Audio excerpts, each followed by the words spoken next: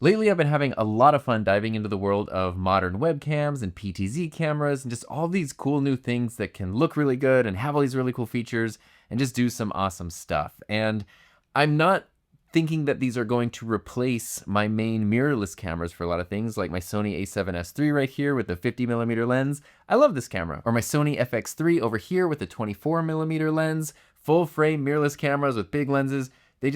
They look really good and they do some really great things. But all these other cameras, there's things like the YoloCam, the S7, which is a micro four thirds webcam with an interchangeable lens. There's also stuff like the OBSBOT Tail 2, which I've actually got right here, ready to go for special insert shots and stuff. And then there are also really cool smaller webcams like the OBSBOT Tiny 2 right here, which is a little PTZ camera. These are super fun. But not everyone's in the market to spend $300, $400, $500, $1,200 on a webcam. Some people just want good image quality that looks a little bit better than their computer. Because if I go over here, I have my MacBook's built-in webcam, which is 1080p, and you can see what I look like. There's a built-in microphone that I'm not using right now, but you could hear what I sound like.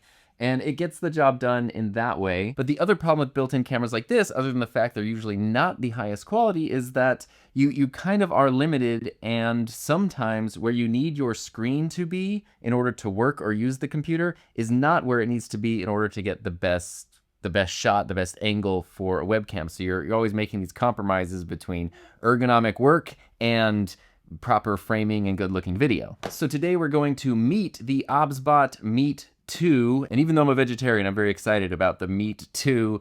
This is not a sponsored video. I just bought this on Amazon because I was really curious about this camera. The form factor kind of won me over, and the fact that it comes in some nifty colors.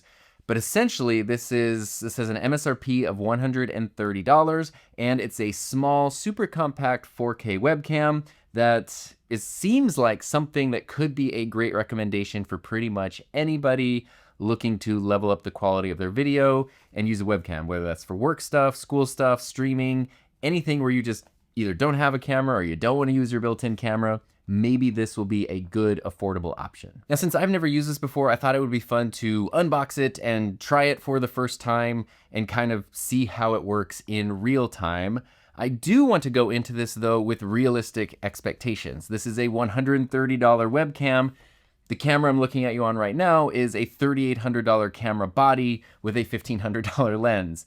This is not going to look better than this. So even though they're both 4K, our doorbell also has a 4K camera. There's a lot that goes into image quality more than just number of pixels and resolution. A 1080p DSLR is probably going to look better than this 4K webcam. But again, $130, super compact, should have some nifty software, and also plug and play. So let's meet the Meet 2 and see what we get over here. Oh my God, that is so tiny.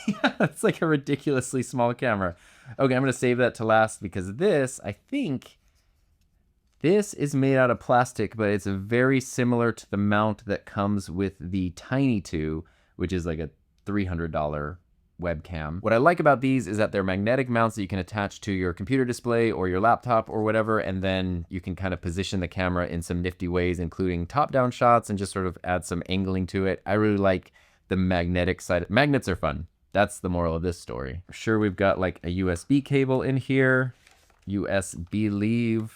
That's probably what's in this box. But I'm curious if it's USB-C or A. Ooh, so the cable itself is a C to C cable. That's what I always like to see. And it does come with a USB A to C adapter to cover all situations, A to Z. Haha. And then also, this is pretty cool. We got a little lens cap. Because privacy is obviously a pretty big concern when you're dealing with webcams and they're connected all the time and the world is a weird, scary place. And a lot of cameras have hardwired lights to let you know if they're on, or they automatically tilt down if they're a PTZ camera so they can't see anything. But since this is not a PTZ camera, very cool that it just has a little lens cap, physical lens cap. You know if this is on, no one can see out of your camera. But now on to the one that I'm most excited about. I was really debating whether to get the white one or the greenish, I think it's called Aurora Green, but this is such a unique color, I just wanted to go for it. This is a really adorable camera. So we've got USB-C on the back, and then we also have a 1/4 20 mount here. This I really like being a metal 1/4 20 mount, not plastic, so that means it's not going to get de-threaded. And then we've got our microphones, status light, and that's it. This is a very lightweight camera. It's also super cute, and oh yeah, look at that. It's just magnetic. A very satisfying click. So if you don't want to use the 1/4 20, you can then just use the mount that came with it, and there we go. And then we can also peel off the lens protector. There we go. And then the little lens cap that I mentioned is also just magnetic, so I can just put that on there, and now the camera is covered, and you can just pop it off when you want to use it. So let's plug this in and see how it looks. I'm going to start by connecting it to my computer, because that's when we can access the software, but I also want to see if I can connect it to the YoloBox Extreme that I'm recording into and use it as a webcam that way. So now I can take this and just pop this on my computer display over here. And that's basically kind of how that works. It sort of just supports the camera that way. And normally the camera would just sit on top kind of like that. And there we go. You can kind of notice here though, if you have it mounted on a laptop, it is going to wobble when the display moves. So if possible, it's usually a good idea to not have these on a laptop display, but if you can't avoid it, it is what it is. And so now you're looking at me through the OBSBOT Meet 2, which is mounted on top of my computer. So if I hit the table or shake the desk, it is going to wobble a little bit, but just kind of be aware, that's par for the course because it's mounted on my computer. But if we're looking at the clarity, the focus, the sharpness, how does it look? Pretty darn sharp. And this is just plug and play. I have not opened any of the OBSBOT software, which is where we're going to go next. Because while there are some webcams that are intended to just be plug and play and that's all that you need, this one really does rely on software to get the most out of it, kind of like all the OBSBOT cameras do. And even as someone who's usually not a fan of needing apps and things, the OBSBOT software, at least in the past, for the other stuff I've used, has been really good. And so I'm excited to see how it works with this camera here. So now you're seeing me through the Meet 2 in the OBSBOT Center app. So this is, now I have access to all of the features on the camera. Something interesting right here on the main page is that there is a gimbal control, even though this is not a PTZ camera. So right now I'm zoomed out as far as I can go and nothing happens. But if I zoom in a little bit, whether that's on my own right there, or I can use these medium or, oh God, that's just so insanely close. So I'm zoomed in right here, medium shot. I can still actually reframe things digitally. It's not exactly the same as a PTZ camera, because if this were a PTZ camera, it's going to be physically turning and moving. And so it's actually changing kind of the direction of how everything looks. As a non-PTZ camera, when I'm just digitally reframing, it's still that same shot. So we're not actually changing the camera's perspective in any way, but that's still pretty useful for a camera that otherwise would be totally stationary. You can reframe your shots and crop them super easily if you need to. So we do have some auto framing options. And as you can see here, when auto framing is activated, then you can't do any of the manual controls. And that's just going to try to keep everyone in a group in the frame, a single person close up, or upper body, you know, if it's an upper body workout kind of day. We don't need that for right now because it's just me sitting here. Let's go over to our image. We do have autofocus. So this is a webcam with autofocus there. I have turned off autofocus and I can manually focus it, which is looking really sharp. So that's how I would do this manually. And if we do auto, let's see, does it do a good job as I move back, as I get close? It is actually autofocusing quite nice. Not every webcam has great autofocus, and then certain cameras like the Elgato Facecam look really good, but they kind of take the action camera approach. So as long as you're not too close to the camera, everything in the shot's going to be in focus. And that works for the most part a lot of time. I haven't used the Facecam yet myself, but I know a lot of people who do really like them. But being able to move and stay in focus, not that you're really gonna get, if I get close to the camera, then maybe we get a slight amount of background blur. If I hold something up really close to the camera, then you get a little bit of a blurry background. This is about as close as it's going to focus on something, it seems, which is maybe 8 inches-ish away. I don't know if you can see over here how close I'm holding this remote, but that is about as close as I can get with keeping focus. And that's pretty good, because I am not going to put that camera that close to my face when I'm using it for a call or something. So we got autofocus, we got global autofocus, which just sort of probably means anything in the center is going to get focused on. And then we also have face autofocus, where it's going to prioritize faces. And that is good, because most of the time, at least for me, that's how I'd be using that. And same thing with exposure. We can do auto exposure, or manual exposure, which is really cool. So I can change the shutter speed and the ISO. That's fun. Honestly, though, with a lot of my OBSBOT cameras, I've just been using auto exposure because it works. We've got flickering. So if you're using this camera and you notice that stuff is kind of flickering around you, you can choose one of these settings until that stops. Hopefully it stops. And then we've got white balance and basically the same controls as a tail 2. That's auto white balance right there. I can try to adjust my white balance. It's almost looking very similarly to the tail 2. When I manually adjust white balance, it leans very magenta. And there's not a tint option. There's a hue option, but it's really hard to like fix this using the hue option. Then stuff starts looking real weird over here. So I usually don't use that. I really, really do wish for all the cameras, they would add a tint option here in addition to hue. So you can push it magenta or you can push it green, and then you can kind of make it match. Especially with my Sony cameras, it would match a lot more easily. Again, I know it's probably not what this camera's not necessarily meant to be matched with like a Sony cinema camera or something, but let's see. The warmer the white balance, the more natural stuff looks. Auto white balance seems to look the best in this case, so that's what I would just leave it on. And we do have more options. Auto sleep after 2 minutes if we want. That's kind of nice if we're not doing anything. Auto framing, we do have some gesture controls, which is pretty cool. Again, even though it's not a PTZ camera, so I can hold in my hand to do auto framing if I want, and zooming. Turns out I need to update the camera's firmware before I can use some of these more advanced features. So now I've updated the firmware and I can use the more advanced gesture controls, including zooming in by placing an L right here, and then it zoomed in sure a lot right there. And I can push the L, bring back the L, magic. I have found, I've said this in other videos, with gesture control cameras, it's super helpful, super handy. I think it's very cool this one has it. Kind of impressed that it's still relatively clear, even though this is all digital zoom, but I'm someone who talks with my hands all the time, so I usually need to turn gesture controls off because I activate them by accident all the time just because I flail my hands around a lot when I talk. Now the OBSBOT software does also have some filter options, so if I click this little face icon here, I bring up a few different options here. There are just simple filters, so if I just want to do one-click changes of these colors over here, we can do that. I'm just gonna leave that on natural. We can blur out the background, so if you wanna, that does not look natural right there, but if we turn down the blue level, the blur level, that is not crazy natural. So I would probably just rather have my background visible, to be honest with you. And then we do have some retouching here, which are like, now I can be masculine retouch. Wow, they're telling me I needed to lose some weight in my face over here. What's this? I can change, I guess that's just skin tone, the smoothness. Wow, I am like a baby right now. Smoothest and clarity. Slim. Now we got real skinny face. So this looks like an AI version of me. Let's go to some classic beauty. My brain grew.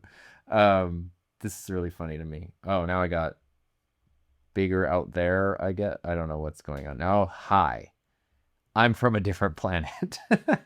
Or we can do custom stuff. So I'm going to turn off the beauty filters and come back to a very harsh reality over here. Initially, I was very conflicted of like, you probably don't need to be changing your appearance that much, but I'm pushing these to the limit. Like, they're not intended for you to make yourself look like a space alien from a 1950s movie. I've had people tell me that they really like this when they work from home and they have like an early morning video call. And instead of having to like do a whole face full of makeup or something, they can essentially just like get out of bed, have breakfast, and then sit down in front of their computer, do a little bit of the retouching, and now they feel more comfortable being on camera with their coworkers, even though they don't have to spend 20 or 30 minutes doing their makeup for the full day.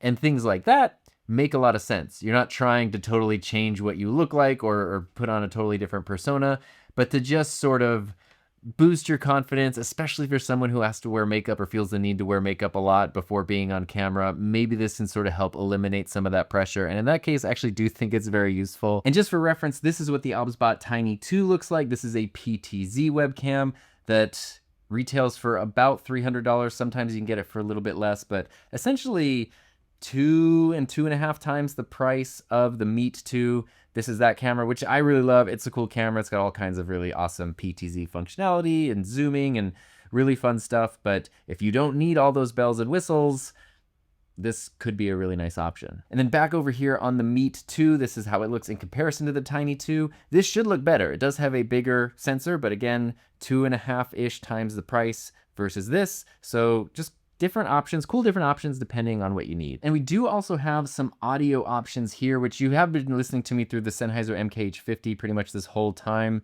And I do want to play around with the audio on this camera. So now you are seeing and hearing me fully recorded on the Meet 2 in 4K with the built-in microphones. There are 2 microphones, so I guess that helps eliminate some sound. I did a test recording and listened to it back before this. And to me, it sounds like a normal microphone. That's not, you know, a broadcast studio microphone or anything, which is to say it's more than enough to get the job done and let you be heard, but it's probably not something you'd want to like record an hour-long podcast with or do a full-on live stream or something. Anytime you can add in a dedicated microphone to your setup, whether that's even some little clip-on lapel microphone or just a dedicated USB mic, it's really going to help level things up pretty quickly. I have weak noise reduction turned on. I have turned off noise reduction, so now there's 0 noise reduction on this, and we can have strong noise reduction. So, you know, there's lots of reverb and reflections. Do you hear those things? There's an air conditioner going. There was a dryer going for a while. And then this is medium noise reduction right here. This is medium noise reduction. And again, noise reduction turned off. This is just the sound of the built-in microphone. And also, since this is intended to be used by, you know, kind of anybody in any environment, I wanted to just move out of my video lighted studio and just into the kitchen where things look normal and it's just regular overhead kitchen lights, and there's sort of bright light over here and darkness over here and me over here. And this is how the Meet 2 performs in that situation. But now there are a few other things I would like to test with this camera. So going back over to the image adjustments, we had auto exposure turned on, and this is a very bright environment. I'm really curious in the low light performance of this camera because most people don't have like 14 video lights on when they're making calls and things. So let's turn off my backlight. Let's turn off my key light. Let's even turn off some of my fill lights and stuff. Going over here to my Sony camera, this is very accurate to what this looks like in person. Same over here, what you're seeing in the FX3.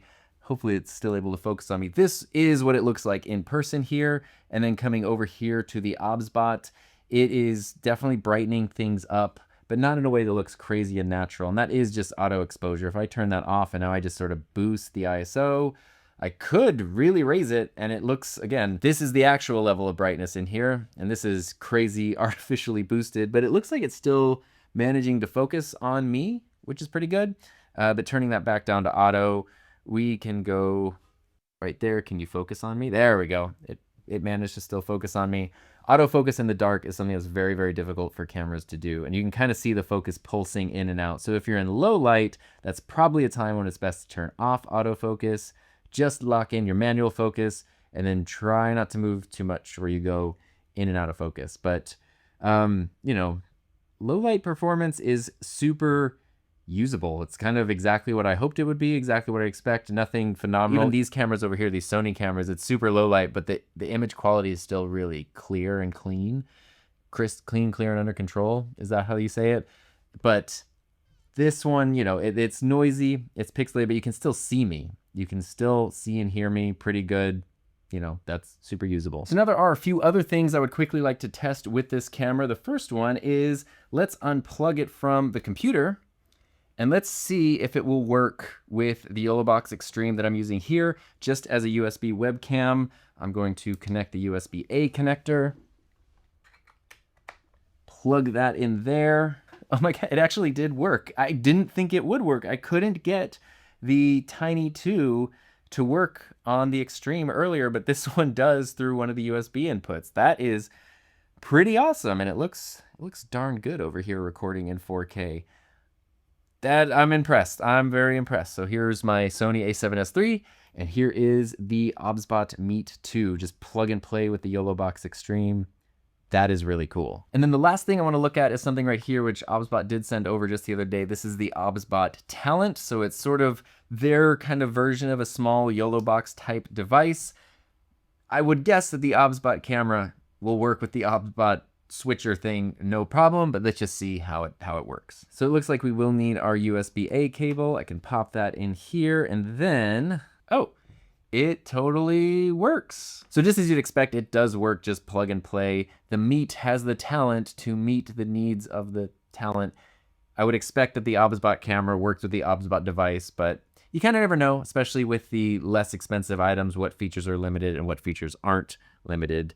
And it works pretty good. It looks pretty nice. But again, being realistic with expectations, if you're somebody who wants to level up your video calls, if you want to do a little bit of streaming, if you need something for work calls, and you want to go a bit beyond the built-in camera, you want to have some versatility, you want to have some cool software features built in, and you just want also just like the cutest, most adorable camera ever, this is a pretty nifty option, especially for the price. I'm definitely impressed. It's crazy how far these have come. This is definitely a step up from the old Logitech C920. That was my first webcam way back in the day. So all that to say, I do think that the OBSBOT Meet 2 has been able to meet my expectations going into it with realistic expectations, knowing that a $130 webcam is not going to replace a super high-end mirrorless camera, but looking at it from the point of view of somebody who just wants something to look a little bit better, you want something small, compact, affordable, and reliable, this seems to fit the bill pretty well. But if you're curious about some other cameras, maybe some higher end ones like the Tiny 2 or even the Tail 2, all these sequels to other cameras, check out some of my dedicated reviews right here.